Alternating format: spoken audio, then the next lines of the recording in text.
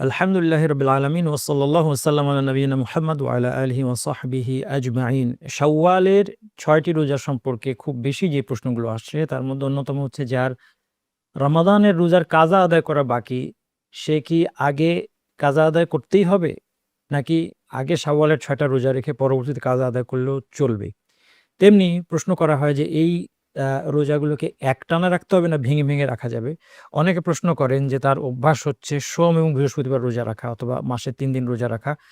একই নিয়তে তিনি শাওয়ালের রোজাগুলো এবং এই সোম, বৃহস্পতি বা ৩ দিনের রোজা রাখতে পারেন কিনা? আইয়ামে বীদের যে রোজাগুলো অর্থাৎ চান্দ্র মাসের ১৩, ১৪, ১৫ এটা একসাথে করা যাবে কিনা? কেউ প্রশ্ন করেন কাজা রোজার সাথে শাওয়ালের ৬ টা রোজার নিয়ত একসাথে করা যাবে কিনা? ইত্যাদি যাবতীয় প্রশ্নের উত্তর এই ভিডিওতে পাবেন ইনশাআল্লাহ। কিন্তু শুরুতেই একটা বিষয় বলে রাখি তা হচ্ছে শাওয়ালের এই ৬ টা রোজার একটা অপূর্ব দিক হচ্ছে যে রমাদান শেষ মানেই আমাদের ইবাদত শেষ হয়ে গিয়েছে এমনটি নয়। ফরজ সওমের পরেও আমরা শাওয়ালে নফল সওম পালন করার মাধ্যমে যেন নিজেদেরকে এই কথাটাই স্মরণ করাচ্ছি যে মৃত্যু পর্যন্ত আল্লাহ সুবহানাহু ওয়া তাআলার ইবাদতে আমাকে অটল থাকতে হবে। দেখেন আমরা মুসলিম হিসেবে রমাদানের পরিবেশটা আমরা নিশ্চয়ই মিস করি। রমাদান শেষ হয়ে গেলে মন খারাপ হয়ে যায়। কত সুন্দর ছিল সিয়ামের দিনগুলো। তারাবির সালাতে তিলাওয়াত শোনা কত সুন্দর একটা অভিজ্ঞতা ছিল। এখন আবার ১১ মাস পরে এটা আসবে। না, আমাদের দুঃখের কোনো কারণ নাই। সিয়াম শেষ হয়ে যায় নাই। রমাদানের পরে শাওয়ালেই ৬ টা আমাদের সওমের সিস্টেম আছে। এরপরে সোম, বৃহস্পতি, আইয়ামে বিদ ৩ দিন প্রতি মাসে। এগুলো তো আছেই। সামনে আরো আসছে।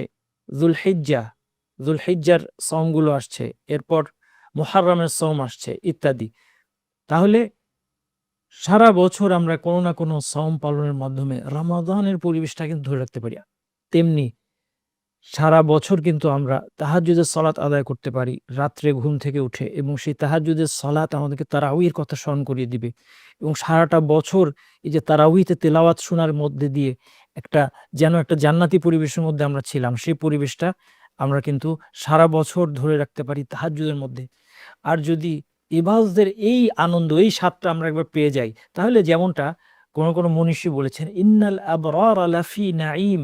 কোরআনের এই আয়াতটা অবশ্যই জান্নাতীদের সম্পর্কে এসেছে যে সৎকর্মশীলরা সুখ শান্তির মধ্যে আছে। কেউ বলেছেন যে পৃথিবীতেও সৎকর্মশীলরা একরকম জান্নাতি পরিবেশের মধ্যেই আছে। কারণ প্রকৃতপক্ষে সৎকর্মশীলরাই পৃথিবীতে সুখ শান্তি এবং আ তৃপ্তির মধ্যে এবং আত্মতুষ্টির মধ্যে তারা কিন্তু বসবাস করতে পারে। আসুন এবার আমাদের মাসাইলগুলো আলোচনা করে নিই যে ১ম সবচেয়ে জরুরি যে প্রশ্ন সেটা হচ্ছে অনেকেরই হয়তো রমাদানের সওম সবগুলো পালন করা সম্ভব হয়নি। বিশেষ করে মা-বোনরা এই প্রশ্নটা করেন। কারো ৭ টা, ৮ টা, ৯ টা, ১০ টা রোজা ভাঙতে হয়েছে এবং শরীয়তের আদেশে, আল্লাহর আদেশেই তাদেরকে এই রোজাগুলো ভাঙতে হয়েছে। এগুলো কাযা তাদেরকে আদায় করতে হবে। তেমনি কেউ হয়তো অসুস্থ হয়ে পড়েছিলেন, কেউ সফরে গিয়েছিলেন। ইত্যাদি কারণেও শরীয়ত তাদেরকে সহজতা দিয়েছে। তারা রমাদানের সওমটাকে ভঙ্গ করেছে। এগুলো কাদা আদায় করা বাকি। এখন যদি শাওয়ালে আমরা আগে কাদা আদায় করে, শেষ করে তারপর শাওয়ালের ৬ টা সওম পালন করতে যাই আমাদের জন্য কষ্টকর হয়ে যাবে।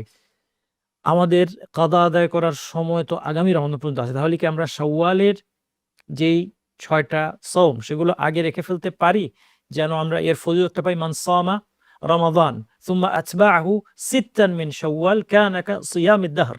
যেভাবে রাসূল সাল্লাল্লাহু আলাইহি ওয়াসাল্লাম বলেছেন যে রমাদানের সওম পালন করার পর শাওয়ালের ৬ টা সওম পালন করে সে যেন সারা বছর সওম পালন করল। অন্য হাদিসে বলা হয়েছে মান সামা সিত্তাতা আইয়ামিন বা'দাল ফিতরি, যে ফিতরের পরে অর্থাৎ রমাদানের সওমগুলো শেষ হওয়ার পরে ৬ দিন সওম পালন করবে কানা তামামাস সানা, সে যেন সারা বছর সে রোজা রাখলো। কিভাবে? এর হিসাবটা তারপর তিনি বুঝিয়ে দিচ্ছেন মান জাআ বিল হাসানাতি ফালাহু আশরু আমসালিহা, যে কোনো একটা ভালো কাজ নিয়ে আসবে তাকে এর ১০ গুণ প্রতিদান দেওয়া হবে। অর্থাৎ রমাদানের ৩০ টা সওমে ১০ গুণ করে যদি দেওয়া হয় ৩০০ দিন সওম পালনের মতো। আর সেই সাথে ৬ টা সওম শাওয়ালের আরো ৬০ টি সওম পালনের মতো। তাহলে পুরা বছর চান্দ্র বছর হিসাবে পুরা বছরই যেন একজন ব্যক্তি সওম পালন করলো। কেউ বলতে পারেন যদি রমাদান ২৯ এ হয় তাহলে তো ৩০০ হচ্ছে না ২৯০ হচ্ছে।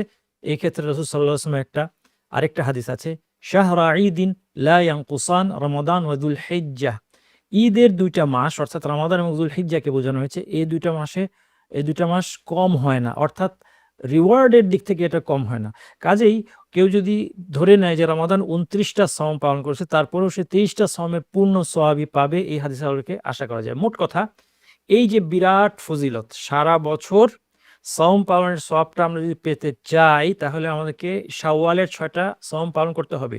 কিন্তু রাসূল সাল্লাল্লাহু আলাইহি ওয়াসাল্লাম বলেছেন, মান সামা রমাদান সুম্মা, রমাদানে সওম পালন করার পরে যে এটা করবে। এখানেই প্রশ্ন আসছে যে তাহলে যার কাদা আদায় করা বাকি আছে, সেগুলো আদায় না করা পর্যন্ত কি বলা যাচ্ছে সে রমাদানে সাওম পালন করেছে? এক্ষেত্রে আসলে আলেমদের ২টা মত আছে। মজার ব্যাপার হচ্ছে, আমাদের ফিকহুস সিয়াম বইতে আমি একটি মত উল্লেখ করেছি, কিন্তু আজকে আপনাদের সামনে আরেকটি মত উল্লেখ করব। কারণ পড়াশোনা করে আমার মনে হলো এই দ্বিতীয় মতটাও যথেষ্ট শক্তিশালী এবং এই মতের উপর আমল করতে বাধা নেই, বিশেষত যার জন্য এতগুলো সাওম পালন করা কষ্টকর হয়ে যাচ্ছে। সেটা কি? দেখেন, বেশিরভাগ আলেম আসলে কি বলছেন?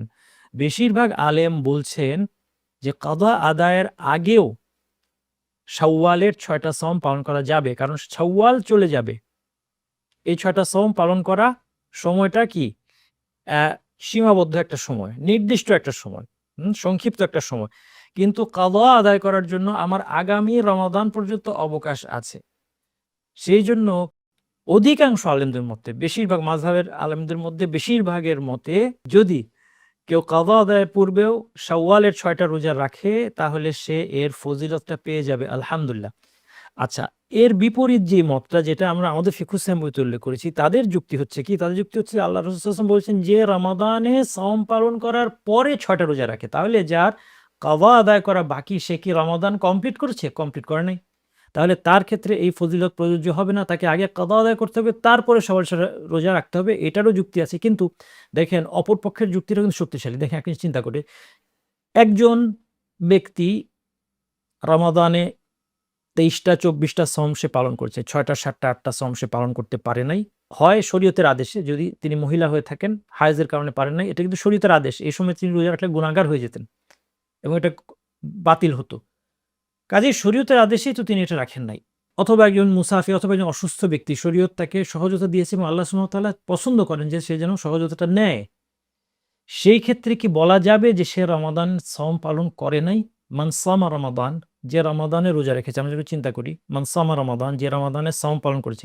মানে এটা দিয়ে কি পুরো সবগুলো দিনই করেছে? এটাই বুঝতে হবে। যে ২৩টা ২৪টা করলো এবং ওজরের কারণে কয়েকটা দিন বাদ দিল, সে কি বলা যাবে যে সে রমাদানের সাওম পালন করে নাই? নিশ্চয়ই না। সেও আসলে রমাদানের সাওম পালন করেছে। তেমনি যে কয়টা সাওম সে পালন করে নাই, সেই ক্ষেত্রে বিধান হচ্ছে ইদ্দাতুম মিন আইয়ামিন উখার, অন্য দিনগুলোতে সে সেগুলো রেখে নিলেই যথেষ্ট। কাজেই বেশিরভাগ আলেমদের যে মতটা, যে রমাদানে কাযা আদায় করা তার বাকি থাকলেও সে যদি শাওয়ালের ৬টা সাওম পালন করে, তাহলে ক্ষতি নেই। এই মতটা যথেষ্ট শক্তিশালী এবং এই মতের উপর আমল করা যেতে পারে। এইজন্য আমাদের সাজেশন হচ্ছে যে, যার পক্ষে কাদাগুলো আগে আদায় করে তারপর শাওয়ালের ৬টা সওম পালন করা সম্ভব হবে। অনেকের জন্য হয়তো তার জীবনটা সহজ। তার সওম পালন করার সুযোগ আছে। তার হাতে সময় সুযোগ আছে। খুব কষ্টসাধ্য কোনো কাজ তাকে এই মাসে করতে হবে না। তিনি চিন্তা করলেন, সওম পালন করা আমার জন্য সহজ। ৬টা ৭টা কাদা আমি আদায় করি। তারপরে আমি শাওয়ালের ৬টা সওম পালন করব। ৩০ দিন সময় আছে আমার জন্য কষ্টকর না। তার জন্য এটাই বেস্ট। কারণ এইটা যদি তিনি করেন, তিনি নিঃসন্দেহে বিরাট ফজিলত, সারা বছর সওম পালনের ফজিলতটা পেয়ে গেলেন। কিন্তু যদি কারো পক্ষে কষ্টকর হয়েই যায় এবং তিনি হিসাব করে বুঝতে পারছেন, না কোনোভাবেই আমি এই মাসের মধ্যে কাদা এবং শাওয়ালের ৬টা সওম পালন করতে পারব না, সেক্ষেত্রে তিনি যদি বেশিরভাগ আলেমদের যে মতটা, অপর মতটা যেটা আমরা বললাম, যে কেউ চাইলে শাওয়ালের ৬টা আগে রাখতে পারে, এই মতটা যদি তিনি অনুসরণ করেন, তাহলে আমরা আশা করতে পারি যে তিনিও এই ফজিলতটা পেয়ে যাবেন। আল্লাহ সুবহানাহু ওয়া তাআলার ফদল বা অনুগ্রহ আছে, অনেক প্রশস্ত ইনশাআল্লাহ। আসুন এবার বাকি প্রশ্ন উত্তরগুলো দিয়ে ফেলি। একটি প্রশ্ন হচ্ছে যে, এগুলো কি একটানা রাখতে হবে? না, শাওয়ালের ৬টি সওম একটানা পালন করা শর্ত নয়। ভেঙে, ভেঙে পালন করলেও হবে, শাওয়াল মাসের মধ্যে হলেই হলো।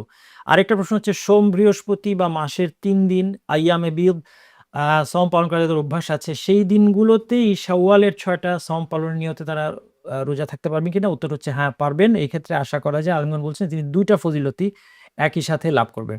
আচ্ছা, আরেকটা প্রশ্ন হচ্ছে যে, কাদা এবং শাওয়ালের ৬টা নিয়ত একসাথে করা যাবে কিনা? না, এটা স্পষ্টতই করা যাবে না। কারণ হাদিস থেকে আমরা বুঝতে পারি যে, রমাদান কমপ্লিট করার পর এক্সট্রা ৬টা সওম যে পালন করবে তার জন্য এই ফজিলত। কাজেই শাওয়ালের সওমের সময় কাদার নিয়ত করলে শাওয়ালের ফজিলতটা পাওয়া যাবে না।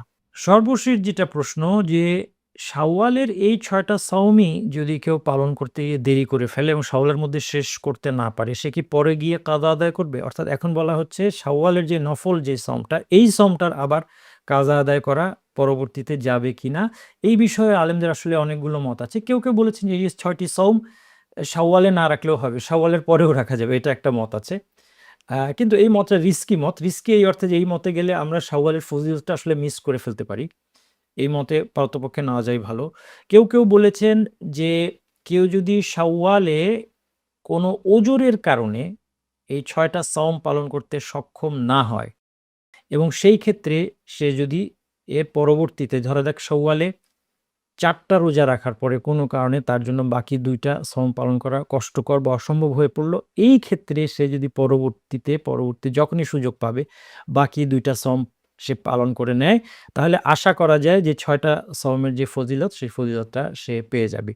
এই মোটামুটি আমাদের যা প্রশ্নগুলো ছিল সেগুলোর উত্তর আমরা দিয়ে ফেললাম। আসুন আমরা সবাই এই আমল করি। এই আমলটা যেন আমাদের কারো মিস না হয়।